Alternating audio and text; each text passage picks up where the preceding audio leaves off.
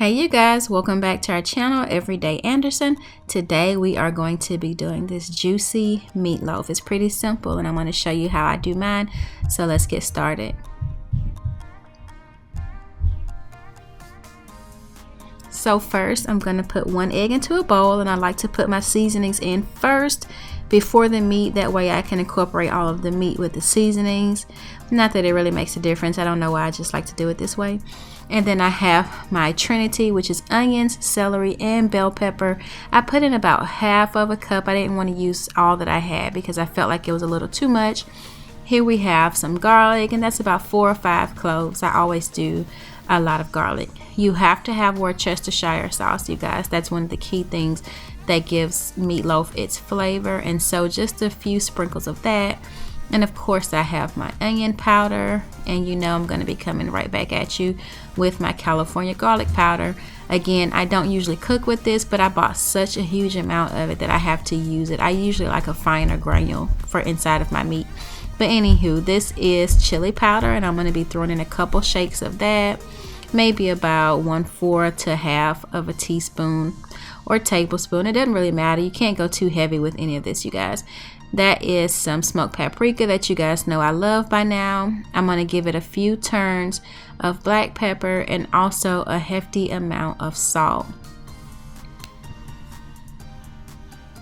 And then I'm going to go in with some flour. And so I'm going to do about 3 tablespoons of flour, but you can use any type of binding ingredient that you want. Some people do breadcrumbs, some people crumble up actual bread into the meatloaf. It's up to you. And so now I'm going to be going in with some half and half. So that's about a tablespoon or 2 of half and half. Not too much, but you have to have some type of moisturizer, you guys. And so I use half and half. You can use a little bit of milk or even sour cream. It's not to get it wet, it's just for moisture. And also, as you can see, I have some cheese over there, which adds a little bit of extra moisture as well that I like to use, but that is optional. So I come back and just kind of punch down and mix it in. I don't really like to get the meat under my nails and everything, so that's why I do it like this. And that's kind of why I have the seasonings at the bottom, because I do like a scooping method, and I like to make sure that everything gets mixed in from the bottom. So I kind of punch down and scoop from the sides until everything is combined.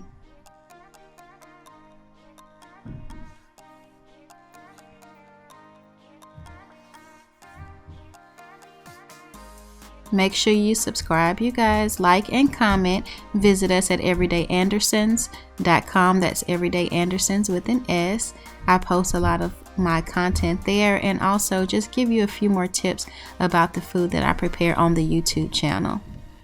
So here I'm going to be using a double pan. This actually has a drainer or drip tray built into the meatloaf pan, and I love this because I like to use ground chuck, and with the ground chuck it does have a moderate amount of fat, but it gives you a juicier outcome, a juicier meatloaf or burger if that's what you're making. And so I use this pan to catch that extra grease so that it won't just be a greasy meatloaf. And so I like to put 1/3 at the bottom and save 2/3 for the top, because I am stuffing this with cheese. Now, if you're just using cheese like I am for moisture, you won't get a lot of cheese when you actually cut into it. If you want to actually see your cheese, you guys, then you need to put something to absorb the moisture from the cheese, absorb that grease, such as a hash brown or shaved potatoes or shredded potatoes inside of here first, and then put the cheese on top. I do that from time to time, but I wasn't going to do that today, but maybe I'll show you guys that one day. But the cheese in this case is just going to give me a little bit of extra moisture. I put that extra 2/3 of the meat at the top so that I won't run out of meat, because I have done that before. And so I just kind of round it on the sides and tuck it. And then we're going to put this into an oven for about 350 degrees, maybe even 365, for about an hour. I don't like to cook my meatloaf too long, just because I like for it to still be moist. That's the way my family likes it. That's the way we love it. But you can certainly go a lot longer if you want to have a drier kind of texture to the middle of your meatloaf. So just go ahead and throw it in there for about an hour, and then while that's in there, we're going to mix up our ketchup topping, because that was one of my favorite things growing up when my mom fixed meatloaf. Is I love the way that she put the ketchup on the top, and I do a couple of extra things to mine these days, you guys. You know, you got to kind of do it a little bit different when you make your own, right?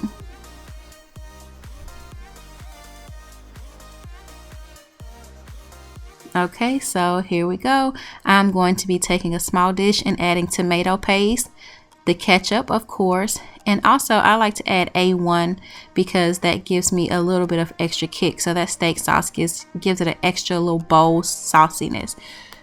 The tomato paste reminds me of the ketchup, but it gives it a bolder, more intense tomato flavor.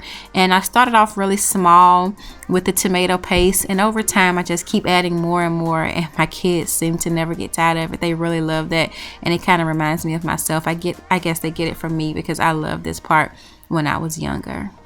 Sometimes I will throw in some seasonings as well, like garlic powder or black pepper to the top, but it's just whatever you feel like doing for the day.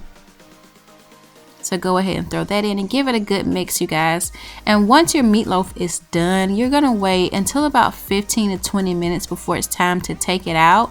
And you're going to slather this on top and put it back in and let it dehydrate on top.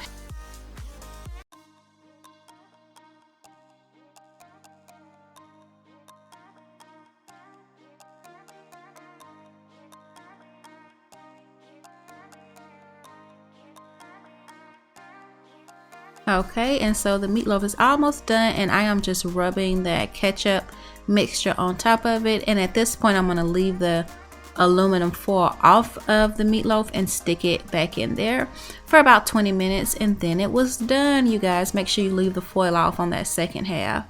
And now I'm just going to show you how easy it is to remove the meatloaf from that second bottom tray.